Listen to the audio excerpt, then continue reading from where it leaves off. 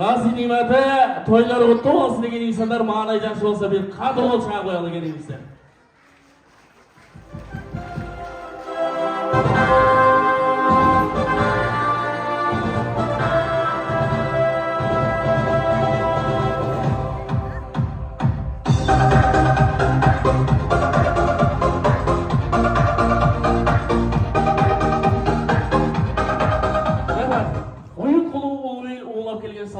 Ulug'larning hurmati uchrashuvlari bor.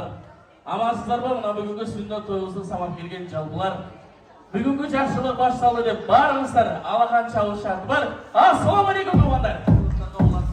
Atililik parsimizga qarab to'y berib kelingizlar so'ranam deb baringizlarni jiynab bugungi kunda to'y berib жатқан to'y elleri bu yerga chaqirali qo'l shalvar ostida kelingizlar.